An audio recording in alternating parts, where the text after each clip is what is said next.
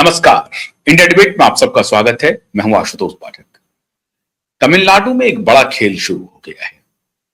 किसी ने यह कल्पना नहीं की थी कि इस तरह की घटनाएं भी हो सकती हैं।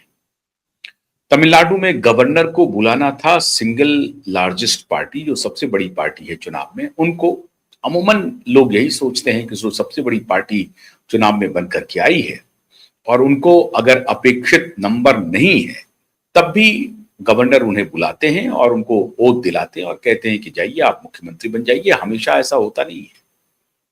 हालांकि पूरा लेफ्ट इकोसिस्टम अभी ये कहानी नया गढ़ना शुरू कर दिया है कि गवर्नर बदमाशी कर रहे हैं, गवर्नर को बुला लेना चाहिए, अनकॉन्स्टिट्यूशनल बात कर रहे हैं, सरकारिया कमीशन की रिपोर्ट को ले रहे हैं, एसआर बोम्मई केस का हवाला दे रहे हैं।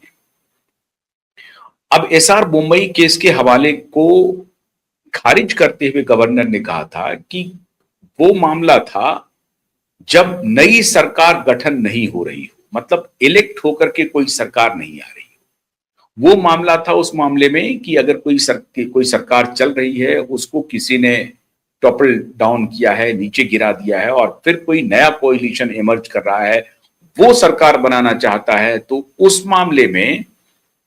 मामले में on the floor of the house उसका टेस्ट होगा। ये मुंबई का डिसीजन है और यही दलील तमिलनाडु के गवर्नर दे रहे हैं। वो कह रहे हैं कि चूंकि इलेक्ट होकर के पार्टियां आई हैं, उसमें से किसी को बहुमत नहीं मिला है, तो हम कैसे किसी को आमंत्रित कर दें? लार्जेस्ट पार्टी होने के नाते हम आपको बुला रहे हैं। मुंबई का जो डिसीजन है कि कोई सरकार ऑलरेडी चल रही होती है और वो टॉपल डाउन हो गई है और कोई नया कॉम्बिनेशन, नया अलायंस इमर्ज किया है, उस केस में उनको कहा जाता है कि ठीक है, वो सरकार तो चली रही थी, on the floor of the house जाकर के कर दीजिए। लेकिन अब चूंकि इलेक्शन फ्रेश हो चुका है, फ्रेश इलेक्शन में किसी को बहुमत नहीं मिला है, वो अगर कह रहा है कि हम सरकार बनाएंगे, ऐसी परिस्थिति में उनको हमें नंबर दिखाना पड़ेगा कि हाँ 118 सीट हमारे पास हैं, हमको बहुमत का समर्थन है, इसलिए आप हमें आमंत्रित कर लीजिए। लेकिन सिब्बल साहब नया तरीका ढूंढ रहे हैं। सिब्बल साहब कह रहे हैं कि देखिए किस तरह की बात हो रही है। सिब्बल साहब भूल गए 1998 का दौर, सिब्बल साहब भूल गए 2005 का दौर, सिब्बल साहब भूल गए जगदम्बिका पाल का दौर उत्तर प्रदेश में।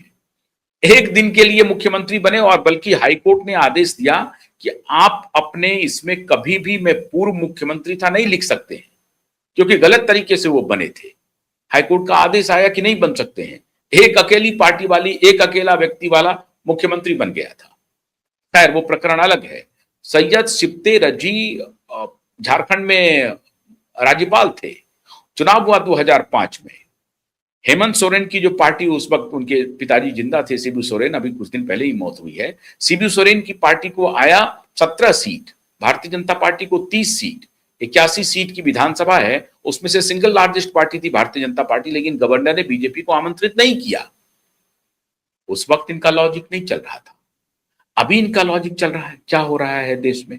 जो सिंगल लार्जेस्ट पार्टी है उनको बुलाया क्यों नहीं जा रहा है? ठीक बात है, सिंगल लार्जेस्ट पार्टी का दावा बनता है, लेकिन ये टेस्ट आप जो कह रहे हैं कि फ्लोर पर होगा, तो फ्लोर पर नहीं होने के लिए आर्लेकर साहब कह रहे हैं कि बोम्मई केस का आप जो एग्जाम्पल दे रहे हैं, बोम्मई केस का एग्जाम्पल यहां पर सूट नहीं करता है, क्योंकि फ्रेश चुनाव हो करके ये फिगर आया है सामने में। अगर कोई सरकार चल रही होती और वो गिर गई होती और फिर कोई नया अलायंस इमर्ज कर रहा है, तो आप फ्लोर पर आप टेस्ट कर सकते हैं। 1998 में क्या हुआ था अटल बिहारी वाजपेयी जी के साथ? 182 सीट आई थी अटल बिहारी वाजपेयी जी को, और वाजपेयी जी को जो पूरा 272 का समर्थन का पेपर था वो नहीं पूरा हो रहा था। ममता बनर्जी, यही तमिलनाडु का खेल चल रहा था। जयललिता जी का पत्र 2 दिन आने में विलंब हो गया, राष्ट्रपति ने तब तक इंतजार करना पड़ा। ऐसा नहीं कि फौरन बुला लिया। राष्ट्रपति ने कहा कि नहीं, आपके पास एग्जैक्ट 272 के आंकड़े हैं, इसका समर्थन है सांसदों का, तभी हम आपको आमंत्रित करेंगे शपथ ग्रहण के लिए।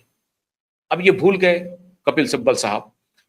उनको लेकिन याद आ रहा है कि नहीं, अब स्मृति तो लोप हो गई होगी, लोगों की स्मृति से खत्म हो गई होगी बात। 1998 की बात कौन याद रखेगा? तो ये जेनजी वालों को वो कुछ गुमराह कर रहे हैं कि सिंगल लार्जेस्ट पार्टी का आ रहा है, सरकारिया कमीशन का रिपोर्ट दे रहे हैं, बम्बई केस का हवाला वो चुपके से नहीं दे रहे हैं, बम्बई केस का हवाला राज्यपाल आर्लेकर यही दलील दे रहे हैं और इसी दलील को आगे बढ़ा रहे हैं। तो कपिल सिब्बल उसका हवाला नहीं दे रहे हैं, सिब्बल सरकारिया कमीशन का हवाला देते जा रहे हैं। खैर कोई बात नहीं है, अब अभिषेक मनु सिंघवी भी इसमें कूद पड़े हैं।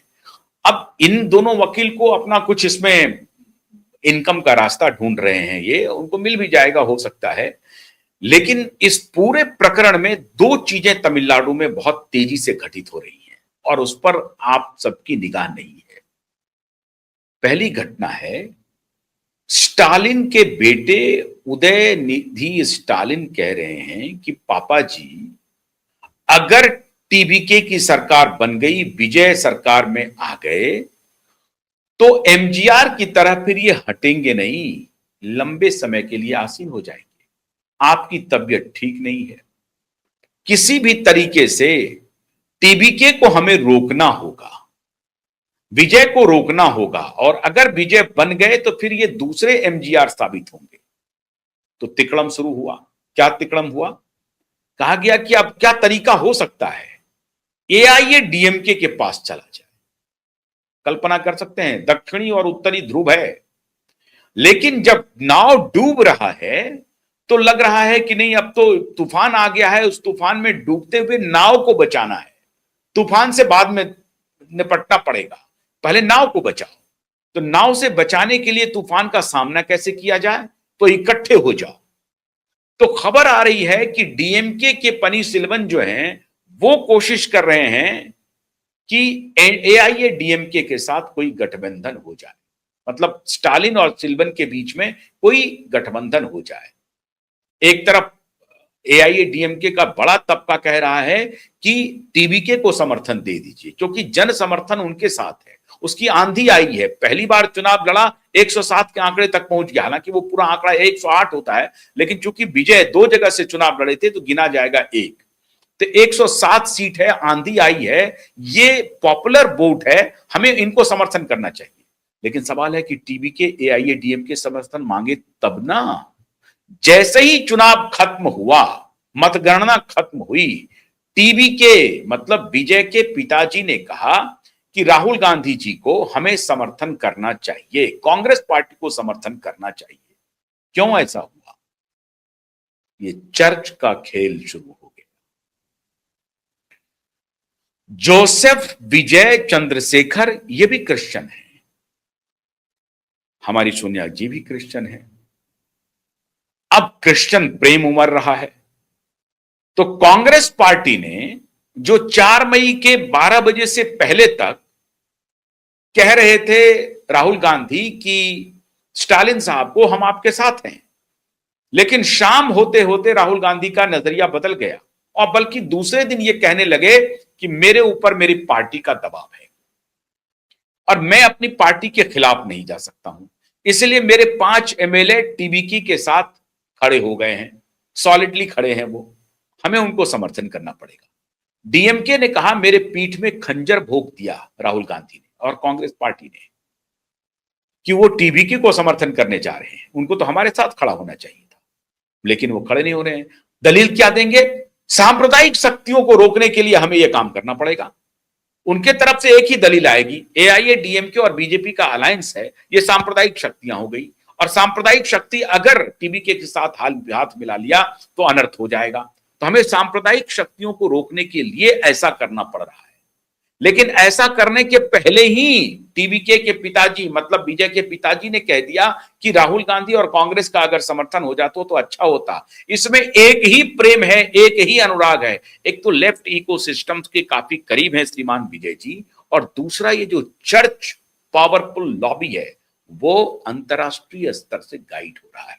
तो चर्च का इंटरफेरेंस हो गया है तमिलनाडु के सरकार में, और अब चर्च जो कहेगा वही बात बनेगी और इसीलिए विजय लीनियंट है टुवर्ड्स कांग्रेस। सीधा कैलकुलेशन है, इसको आप समझ लीजिए, यह मामला बहुत छोटा नहीं है। इसीलिए टीवीके को पूरी ताकत के साथ लगाया गया है और वो इसकी आंधी भी चली है।